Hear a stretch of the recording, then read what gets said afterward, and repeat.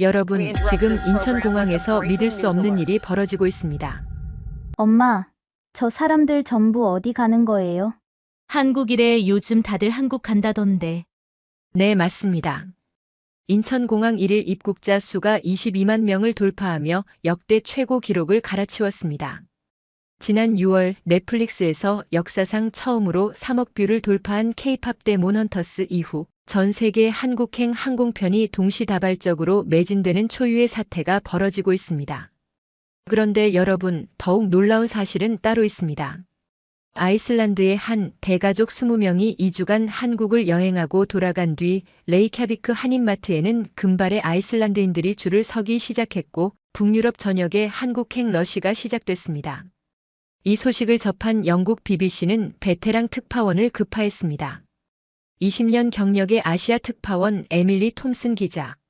그녀는 인천공항에 내리자마자 이건 예상하지 못했다며 경악했고 일주일 후 본사에 이렇게 보고했습니다.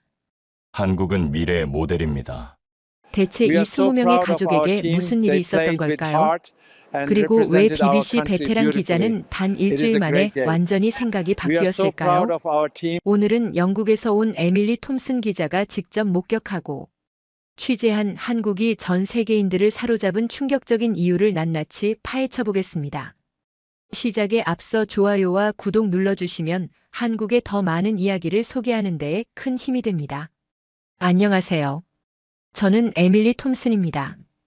영국 BBC 아시아 특파원으로 지난 20년간 일해왔습니다. 베이징 올림픽부터 도쿄의 기술혁명, 싱가포르의 경제 발전까지 아시아의 굵직한 변화들을 모두 현장에서 지켜봤습니다. 그동안 수많은 도시를 취재했지만 인천공항에 내리던 그날만큼 강렬한 첫인상을 받은 적은 없었습니다. 본사로부터 특별 취재 지시를 받았던 것은 여름이었습니다. 넷플릭스에서 한국 애니메이션이 전 세계 1위를 차지하고 3억 뷰를 돌파한 직후였습니다. 전 세계에서 한국행 항공편 예약이 폭발적으로 증가했고 관광객 수가 사상 처음으로 2천만 명을 넘어섰다는 소식이었습니다. 편집장은 제게 직접 확인해 보라고 했습니다. 이것이 단순한 유행인지 아니면 더 본질적인 변화인지 말입니다. 솔직히 처음에는 회의적이었습니다. 20년 동안 수많은 트렌드를 봐왔기 때문입니다. 대부분은 일시적인 현상에 불과했습니다. 비행기 안에서도 그 느낌은 남달랐습니다. 좌석 곳곳에서 한국어 회화책을 펼쳐든 승객들이 보였고 한국 드라마를 다운받아 보는 사람들로 가득했습니다. 옆자리에 앉은 프랑스 청년은 3년 전부터 한국에 가고 싶었다며 들뜬 표정으로 말했습니다. 인천공항에 도착한 순간 제 모든 선입견이 흔들리기 시작했습니다. 입국장은 사람들로 붐볐지만 혼란스럽지 않았습니다. 오히려 놀라울 정도로 질서정연했습니다. 자동 입국 심사대가 수십 개나 설치되어 있었고 여권을 기계에 대고 얼굴 인식을 하는 것만으로 단 15초 만에 입국 절차가 완료됐습니다. 20년간 수십 개국을 다녀본 저였지만 이렇게 빠르고 효율적인 입국 심사는 처음이었습니다. 런던 히드로 공항에서는 평균 30분 이상 줄을 서야 하고 파리 샤를드골 공항은 더 오래 걸립니다. 그런데 여기서는 줄이 끊임없이 움직였습니다. 입국장을 나오자 더 큰 놀라움이 기다리고 있었습니다. 공항 한가운데 전통문화 전시관이 마련되어 있었습니다. 한복을 입은 안내원들이 외국인들에게 한글로 이름표를 만들어주고 있었고 전통 악기를 직접 체험할 수 있는 공간도 있었습니다. 독일에서 온 것으로 보이는 중년 부부가 제 옆에서 감탄사를 연발했습니다. 프랑스에서 온 젊은 여성은 한복 체험 부스 앞에서 한참을 망설이다 결국 줄을 섰습니다. 미국인 가족은 전통북을 두드리며 환하게 웃고 있었습니다. 저는 그 장면들을 카메라에 담으며 생각했습니다. 이곳은 단순한 공항이 아니었습니다. 한국이라는 나라를 처음 만나는 무대였습니다. 다른 나라 공항들은 그저 통과하는 공간일 뿐이지만 여기는 달랐습니다. 도착하는 순간부터 문화를 경험하게 만들고 있었습니다. 짐을 찾는 과정도 인상적이었습니다. 컨베이어 벨트가 빠르게 작동했고 대기 시간이 거의 없었습니다. 공항 곳곳에 설치된 디지털 안내판은 한국어뿐만 아니라 영어, 중국어, 일본어로 정보를 제공했습니다. 공항철도 탑승구로 향했습니다. 티켓 자동 발매기가 여러 언어를 지원했고 신용카드는 물론 모든 결제 수단이 가능했습니다. 카드를 갖다 대는 것만으로 구매가 완료됐습니다. 열차는 정확히 5분 후에 도착했습니다. 내부는 깨끗하고 현대적이었습니다. 좌석마다 충전 포트가 있었고 무료 와이파이가 완벽하게 작동했습니다. 차창 밖으로 스쳐 지나가는 풍경을 보며 시계를 확인했습니다. 공항에서 서울역까지 43분이 걸렸습니다. 런던에서 히드로 공항에서 시내까지 가는 것보다 훨씬 빨랐습니다. 서울역에 도착했을 때 또 한 번 놀랐습니다. 역사 내부는 거대한 쇼핑몰 같았습니다. 수백 개의 상점과 레스토랑이 있었고 디지털 안내판과 방향 표시가 완벽하게 설치되어 있었습니다. 지하철로 환승하기 위해 계단을 내려갔습니다. 그 규모와 체계에 압도당했습니다. 서울 지하철은 제가 상상했던 것 이상이었습니다. 배차 간격이 2분에서 3분이었습니다. 런던 지하철은 평균 5분인데 말입니다. 역마다 스크린 도어가 설치되어 있어 안전했고 다국어 안내 방송이 끊임없이 흘러나왔습니다. 지하철 내부는 깨끗했습니다. 바닥에 쓰레기 하나 보이지 않았고 좌석도 깨끗하게 관리되고 있었습니다. 사람들은 질서정연했습니다. 노약자석이 비어 있어도 젊은 사람들은 앉지 않았습니다. 누군가 나이 든 분이 타시면 자연스럽게 자리를 양보했습니다. 강요나 규칙 때문이 아니라 자발적인 배려였습니다. 호주에서 온 관광객이 제게 말을 걸었습니다. 세 번째 방문인데 올 때마다 놀랍다고 했습니다. 자기 나라 지하철은 30분에 한 번 오는데 여기는 3분마다 온다며 감탄했습니다. 명동역에서 내려 지상으로 올라왔습니다. 넓은 보행자 전용 거리에 세계 각국에서 온 관광객들이 쇼핑을 즐기고 있었습니다. 한국어, 영어, 중국어, 일본어가 뒤섞여 들렸습니다. 거리를 걷다가 화장품 매장 앞에서 발걸음이 멈췄습니다. 입구에 인공지능 피부 분석기가 설치되어 있었습니다.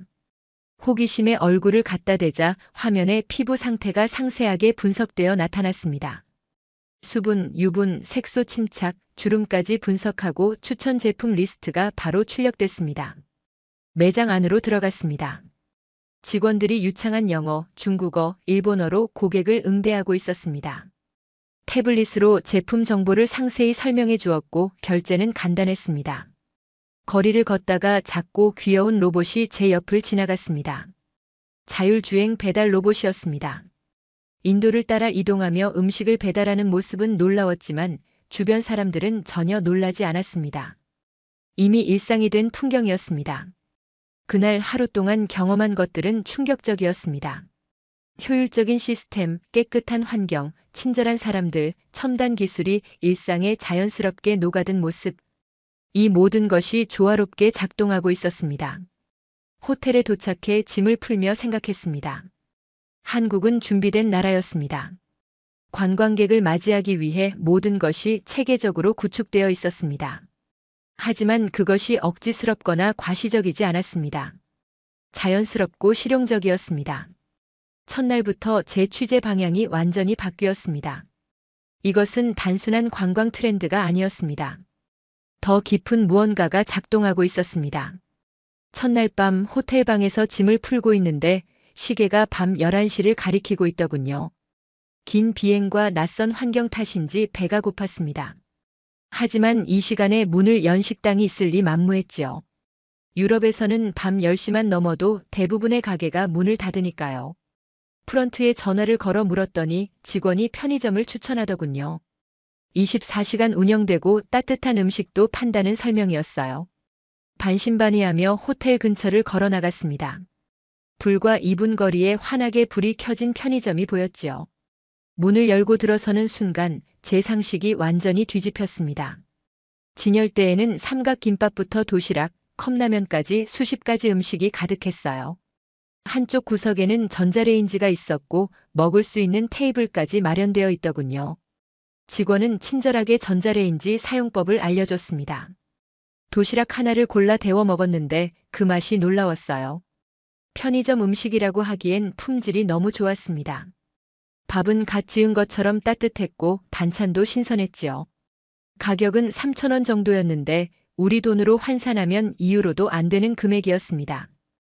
편의점을 나서면서 주변을 둘러봤어요. 밤 12시가 다 되어가는 시각인데도 거리에는 사람들이 오가고 있었습니다. 조깅하는 사람, 자전거 타는 사람, 산책하는 연인들이 자연스럽게 보였지요.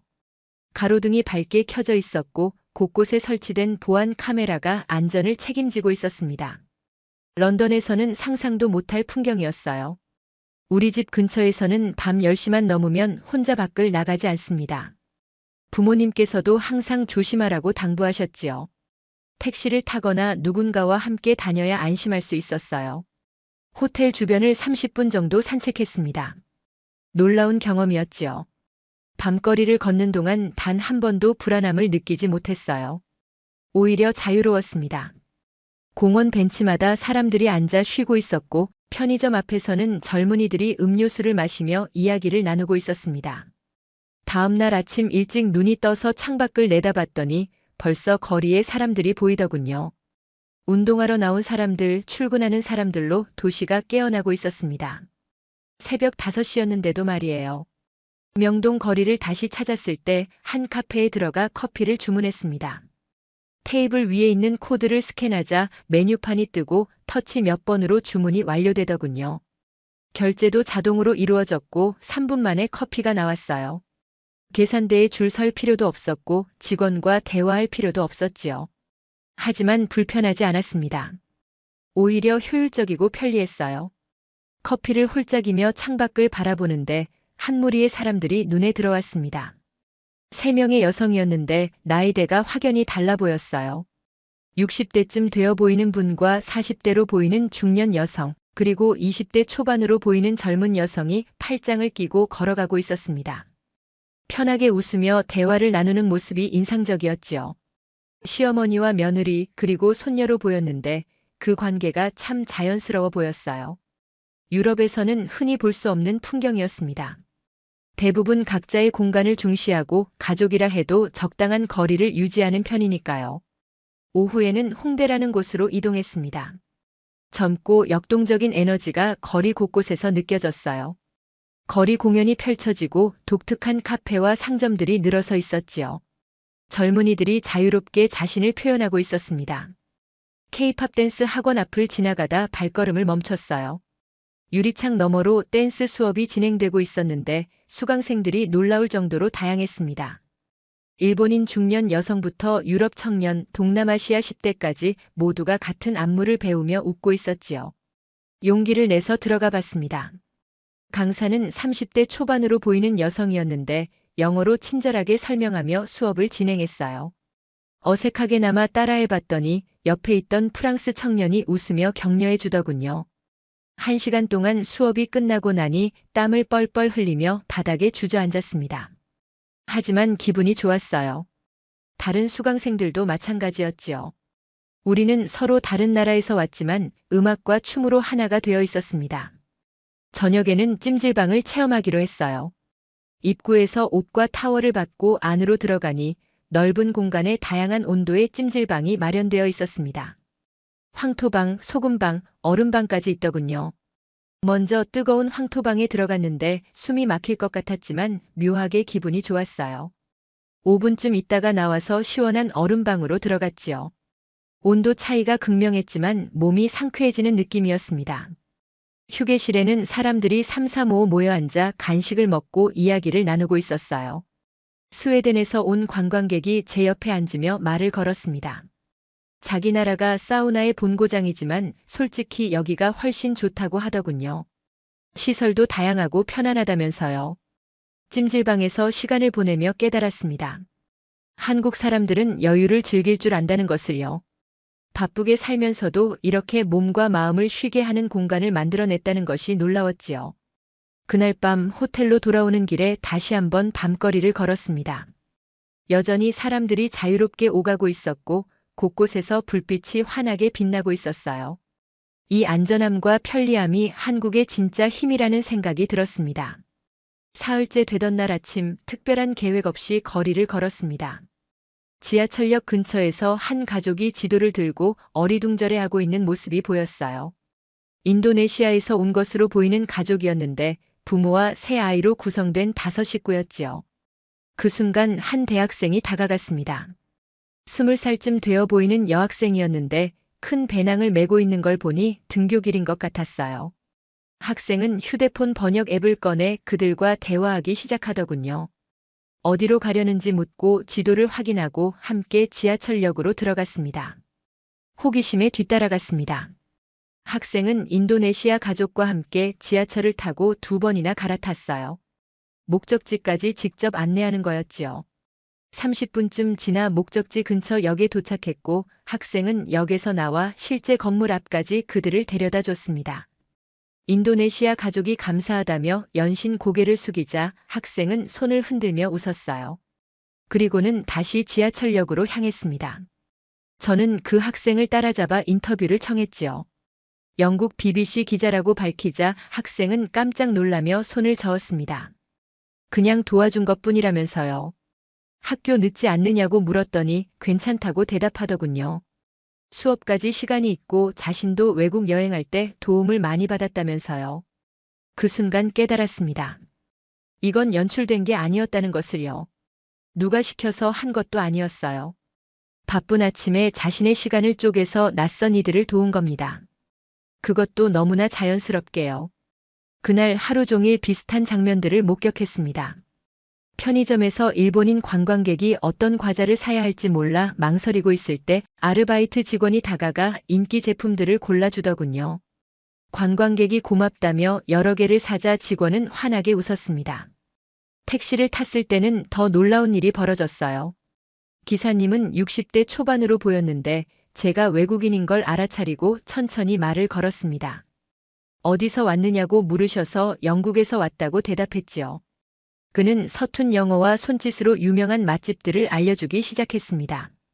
심지어 휴대폰을 꺼내 지도 앱에 맛집 위치를 표시해서 보여주기까지 했어요. 목적지에 도착했을 때 그는 요금을 받으면서 즐거운 여행 되라는 말을 건넸습니다. 팁을 주려 했지만 손을 저으며 거절하더군요. 우리나라 좋게 봐주시면 그걸로 충분하다면서요. 차에서 내려 그의 뒷모습을 한참 바라봤습니다. 이런 작은 친절들이 쌓이고 쌓여 제 마음속 의구심은 조금씩 녹아내렸어요. 하지만 진짜 결정적인 순간은 따로 있었습니다. 취재 나흘째 되던 날 감기에 걸렸습니다. 환절기 날씨에 무리한 일정이 겹쳐 컨디션이 급격히 나빠졌지요. 열이 나고 목이 아팠어요. 낯선 나라에서 아프니 불안감이 밀려왔습니다. 호텔 프런트에 물어보니 근처 병원을 친절하게 안내해 주더군요. 심지어 예약까지 대신해 줬어요. 10시에 가면 되고 걱정하지 말라며 통역 서비스도 있다고 했습니다. 반신반의하며 병원으로 향했지요. 병원에 들어서자 깨끗하고 현대적인 시설에 먼저 놀랐습니다. 접수대에서 여권을 보여주자 직원은 능숙하게 영어로 안내했어요. 대기실은 편안했고 10분도 안 돼서 제 이름이 불렸습니다. 진료실에 들어가니 40대 초반으로 보이는 여성 의사가 유창한 영어로 인사했어요. 어디가 불편하냐고 물으시길래 증상을 설명했지요. 의사는 차분하게 진찰했습니다. 체온을 재고 목을 확인하고 폐소리를 들었어요. 급성 인두염이라고 하시더군요. 걱정할 정도는 아니고 약 처방해 주겠다면서요. 하지만 더 놀라운 건 의료진의 태도였습니다. 간호사가 제 불안한 표정을 알아차리고는 옆에 앉아 천천히 설명해 줬어요. 약은 하루 3번 식후에 먹으면 되고 이틀 정도면 좋아질 거라면서요. 그녀는 약봉투에 영어로 복용법까지 적어줬습니다. 만약 증상이 나아지지 않으면 다시 오라고도 당부했지요. 수납을 할 때 더 놀랐어요. 진료비가 생각보다 훨씬 저렴했습니다. 영국이나 미국 같았으면 몇 배는 나왔을 금액이었지요. 직원에게 이 진료비가 맞는지 물었더니 웃으며 대답하더군요. 건강보험이 적용되어서 이 정도라고요. 병원을 나오며 깊은 안도감을 느꼈습니다. 동시에 깨달았지요. 한국의 의료 시스템은 첨단 기술과 인간적인 배려가 완벽하게 조화를 이루고 있다는 것을요. 약국에 들러 약을 받을 때도 마찬가지였습니다. 약사는 복용법을 다시 한번 영어로 설명해주고 물을 많이 마시고 푹 쉬라고 당부했어요. 숙소로 돌아와 약을 먹고 잠에 들었지요. 이틀 뒤 정말로 몸이 나았습니다. 그 경험을 통해 확신하게 됐습니다. 한국의 힘은 화려한 문화 상품이나 첨단 기술 자체가 아니었어요. 그 뒤에 있는 사람들의 마음이었지요. 낯선 일을 도와주는 대학생, 손님을 위해 정성을 다하는 편의점 직원, 친절한 택시 기사, 환자를 따뜻하게 대하는 의료진. 이 모든 사람들이 만들어내는 분위기였습니다. 컨디션이 회복된 후 더 깊이 있는 취재를 시작했습니다. 강남으로 갔지요. 고층 빌딩이 즐비한 이곳은 한국의 경제력을 상징하는 지역이었어요. 하지만 제가 주목한 건 빌딩이 아니라 그 안에서 일어나는 일들이었습니다. 의료관광센터를 방문했을 때 전 세계에서 온 환자들이 치료를 받고 있었어요. 중동에서 온 가족, 중국에서 온 노부부, 러시아에서 온 젊은 여성. 모두가 한국의 의료기술을 믿고 찾아온 사람들이었지요. 센터 담당자는 설명했습니다. 한국은 의료기술과 서비스, 가격 경쟁력을 모두 갖췄다고요. 특히 성형외과와 피부과, 암치료 분야에서 세계 최고 수준이라면서요. 실제로 그곳에서 만난 중국인 환자는 중국보다 비용은 비슷한데 기술과 서비스는 훨씬 좋다고 말했습니다. 청담동으로 이동했어요. 이곳은 K-팝 패션의 중심지였지요. 독특한 디자인의 옷가게가 줄지어 있고 젊은 디자이너들이 자신만의 브랜드를 운영하고 있었습니다. 한 가게에 들어가 디자이너를 인터뷰했지요. 그녀는 자신 있게 말했습니다. 한국 패션은 빠르게 변한다고요. 트렌드를 따라가는 게 아니라 트렌드를 만들어낸다면서요. K-팝 아이돌들이 입는 옷이 전 세계 패션에 영향을 미친다고 했어요. 그녀의 가게에는 일본, 중국, 동남아시아에서 온 바이어들이 방문하고 있었습니다. 판교 테크노밸리도 방문했어요. IT 기업들이 밀집한 이곳은 한국의 기술력을 보여주는 상징이었지요. 스타트업 기업 대표를 만나 이야기를 들었습니다. 그는 자신 있게 말했어요. 한국은 인터넷 속도가 세계 최고라고요.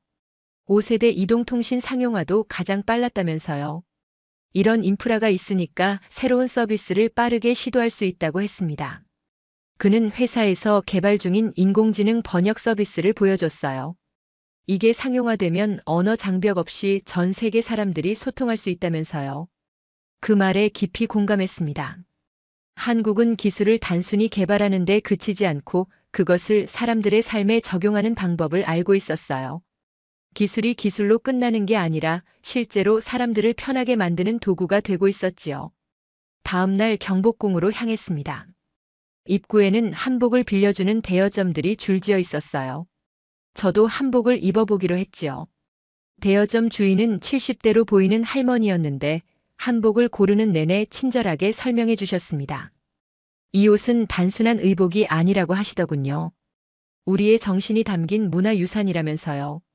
색 하나하나에도 의미가 있고 입는 방법에도 예의가 있다고 했어요. 할머니는 제게 연두색 치마와 하얀 저고리를 추천하셨습니다. 젊은 여성에게 어울리는 색이고 봄날의 생명력을 담은 색이라면서요. 치마를 입는 방법부터 저고리를 여미는 순서까지 하나하나 알려주셨지요. 고름을 묶는 방법도 정성스럽게 가르쳐 주셨어요. 너무 세게 묶으면 안 되고 너무 느슨해도 안 된다면서요. 한복을 입고 거울을 보니 낯설지만 아름다웠습니다. 평소 입던 옷과는 완전히 다른 느낌이었어요. 곡선이 주는 부드러움과 색감이 주는 우아함이 조화를 이루고 있었지요. 할머니는 미소를 지으며 말씀하셨습니다. 아름답다고요. 한복은 어떤 사람이 입어도 그 사람의 아름다움을 드러내주는 옷이라면서요. 체형을 가리는 것이 아니라 드러내되 자연스럽게 아름답게 보이도록 만들어진 옷이라고 하셨어요. 수백 년간 이어져 온 지혜가 담겨 있다면서요. 경복궁 안으로 들어서자 수백 명의 관광객이 한복을 입고 사진을 찍고 있었어요. 일본, 중국, 유럽, 미국. 전 세계에서 온 사람들이 한국의 전통 의상을 입고 한국의 궁궐을 거닐고 있었지요. 그 광경은 묘하게 감동적이었습니다. 문화가 국경을 넘어 사람들을 하나로 묶고 있었으니까요. 누구도 이상하게 생각하지 않았어요. 오히려 자연스럽고 아름답게 느껴졌지요. 서로 다른 언어를 쓰고 다른 문화권에서 자랐지만 한복을 입은 순간 모두가 한국 문화의 일부가 되어 있었습니다. 근정전 앞에서 한 유럽 가족을 만났습니다. 부모와 두 아이가 모두 한복을 입고 기념 사진을 찍고 있었는데 아이들의 표정이 너무나 행복해 보였어요. 특히 딸아이는 치마를 이리저리 휘날리며 좋아하고 있었지요. 다가가 말을 걸자 아버지가 대답했습니다. 독일 프랑크푸르트에서 왔고 딸이 케이팝을 너무 좋아해서 가족 여행지로 한국을 택했다고요. 처음에는 아이 때문에 마지못해 왔는데 와보니 생각보다 훨씬 좋다면서요. 역사도 깊고 사람들도 친절하다고 했습니다. 무엇보다 전통을 이렇게 살아있게 보존하고 있다는 게 놀랍다면서요. 독일도 역사가 깊은 나라지만 전통 의상을 이렇게 쉽게 체험할 수 있는 곳은 많지 않다고 했어요. 어머니도 말을 보탰지요. 한복이 생각보다 편하다고요. 처음엔 불편할 줄 알았는데 막상 입어보니 움직이기도 편하고 우아하다면서요. 딸에게 한 벌 사주고 싶다고 했습니다. 경복궁을 천천히 거닐며 생각했어요. 한국은 자신의 전통을 지키면서도 그것을 세계와 나누는 방법을 알고 있구나. 폐쇄적이지 않고 개방적이고 환대하는 방식으로 말이죠. 전통을 박제화하지 않고 살아있게 만들고 있었어요. 근정전 앞 너른 마당에서 전통 공연이 펼쳐지고 있었습니다. 전통 음악과 춤을 선보이고 있었는데 관광객들이 둘러앉아 감상하고 있었어요. 북소리가 울려 퍼지고 화려한 옷을 입은 무용수들이 우아하게 춤을 추고 있었지요. 공연이 끝나자 박수가 터져 나왔습니다. 무용수들이 인사를 하고 내려가려는데 한 어린아이가 무대로 뛰어 올라갔어요. 중국에서 온 것으로 보이는 남자아이였지요. 무용수에게 다가가 무언가 말하고 있었습니다. 무용수는 웃으며 아이를 안아주고 자신의 부채를 보여주었어요. 아이가 신기한 듯 부채를 만지자 무용수는 부채를 펼치는 방법을 가르쳐 주더군요. 그 모습을 지켜보던 부모님도 미소를 지었지요. 궁궐 한쪽에는 전통 체험 공간이 마련되어 있었습니다. 전통 악기를 직접 연주해 볼 수 있고 전통 놀이를 체험할 수 있는 곳이었어요. 외국인 관광객들이 북을 두드려보고 장구를 쳐보며 즐거워하고 있었지요. 한 코너에서는 전통 매듭을 만드는 체험을 하고 있었습니다. 할머니 한 분이 앉아서 방문객들에게 매듭 만드는 법을 가르쳐주고 계셨어요. 저도 앉아서 배워봤지요. 생각보다 복잡했습니다. 할머니는 인내심을 가지고 천천히 알려주셨어요. 한 땀 한 땀 정성을 들여야 아름다운 매듭이 완성된다면서요. 급하게 서두르면 엉망이 된다고 하셨지요. 30분쯤 걸려서 간단한 매듭 하나를 완성했는데 뿌듯했습니다. 할머니께서 선물로 주시겠다고 하셨어요. 제가 직접 만든 거니까 의미가 있을 거라면서요. 손수 만든 매듭을 손에 쥐고 보니 한국의 전통이 이렇게 세심하고 정성스럽다는 게 느껴졌어요. 경복궁을 나와 인사동으로 이동했습니다. 전통 찻집이 많다고 들었거든요. 한 찻집에 들어갔는데 내부가 한옥 구조로 되어 있었어요. 신발을 벗고 올라가 방바닥에 앉았지요. 따뜻한 온돌이 느껴졌습니다. 전통차 메뉴를 보니 대추차, 유자차, 오미자차 등 다양했어요. 대추차를 주문했더니 주인이 직접 차를 내려주시더군요. 대추를 끓여서 만든 차라고 하시며 몸을 따뜻하게 해준다고 설명해 주셨지요. 차를 한 모금 마시니 달콤하고 고소한 맛이 입안에 퍼졌습니다. 따뜻함이 몸속 깊이 스며드는 느낌이었어요. 창밖으로는 인사동 거리가 보였지요. 전통 건물과 현대 건물이 조화롭게 어우러져 있었습니다. 주인에게 물었어요. 한국은 어떻게 전통과 현대를 이렇게 잘 조화시키는지요? 주인은 웃으며 대답했습니다. 전통을 버리지 않으면서도 새 것을 받아들이는 거라고요. 둘이 대립하는 게 아니라 함께 가는 거라면서요. 그 말이 와닿았습니다. 경복궁에서 본 풍경이 떠올랐어요. 수백 년 된 건물 옆에서 사람들이 최신 스마트폰으로 사진을 찍고 전통 한복을 입은 채로 현대 도시를 거닐고 있었지요. 과거와 현재가 충돌하지 않고 자연스럽게 공존하고 있었습니다. 전통을 지키되 고집스럽지 않고 현대를 받아들이되 정체성을 잃지 않는 것. 그것이 한국이 보여주는 놀라운 균형감이었어요. 마지막 이틀은 서울에서 보내기로 했습니다. 가이드가 특별한 장소를 준비했다고 하더군요. 광장시장이었어요. 한국에서 가장 오래된 시장 중 하나라고 설명했지요. 시장에 도착하자 엄청난 활기가 우리를 맞았습니다. 좁은 골목을 가득 메운 음식 냄새, 상인들의 호탕한 웃음소리. 그 모든 것이 살아 숨쉬는 공간이었어요. 현대적인 백화점이나 쇼핑몰과는 완전히 다른 분위기였지요. 여기에는 수십 년, 어쩌면 수백 년간 이어져 온 삶의 흔적이 고스란히 남아 있었습니다. 빈대떡을 굽는 좌판 앞에 사람들이 줄 서 있었어요. 한국인도 있었고 외국인 관광객도 보였지요. 저도 그 줄에 섰습니다. 앞에 서 있던 일본인 부부가 메뉴판을 보며 고민하고 있었는데 주인 할머니가 직접 나와 손짓 발짓으로 설명해 주더군요. 철판 위에서 지글지글 구워지는 빈대떡을 보며 기대에 찼어요. 녹두와 숙주나물, 돼지고기가 들어간다고 했습니다. 기름에 노릇노릇하게 구워지는 모습만 봐도 군침이 돌았지요. 순서가 되어 빈대떡을 받았는데 갓 구운 것이라 뜨거웠습니다. 한 입 베어 물자 고소한 맛이 입안 가득 퍼졌어요. 겉은 바삭하고 속은 부드러웠지요. 이런 맛은 처음이었습니다. 유럽에도 비슷한 요리가 있지만 이건 완전히 달랐어요. 재료의 신선함과 정성이 그대로 느껴졌지요. 다음은 떡볶이 가게였습니다. 빨간 떡볶이를 보고 망설였어요. 너무 매울 것 같았지요. 하지만 주인 아주머니가 권했습니다. 조금만 먹어보라면서요. 외국인이라 매운 걸 못 먹을까봐 걱정하시는 표정이었어요. 조심스럽게 한 입 먹어봤는데 예상대로 매웠지만 동시에 달콤하고 고소한 맛도 느껴졌습니다. 신기한 조합이었지요. 매운맛 뒤에 단맛이 올라오고 그 뒤에 깊은 감칠맛이 느껴졌어요. 한 입, 두 입 먹다 보니 중독성이 있었습니다. 물을 찾았더니 옆 가게 아주머니가 시원한 식혜 한 잔을 가져다 주더군요. 돈을 내려고 했지만 손사래를 쳤어요. 그냥 마시라면서요. 어찌할 바를 몰라 했지요. 레이캬비크에서는 아니 유럽 어디에서도 이런 경험을 해본 적이 없었습니다. 모든 것에는 대가가 따르는 게 당연했거든요. 하지만 여기서는 그냥 주는 거였어요. 아무 조건 없이 그저 손님이 불편할까봐 배려하는 마음으로요. 그 따뜻함이 가슴을 뭉클하게 만들었습니다. 순대 가게로 이동했어요. 순대를 썰어서 접시에 담아주었는데 처음 보는 음식이라 주저했지요.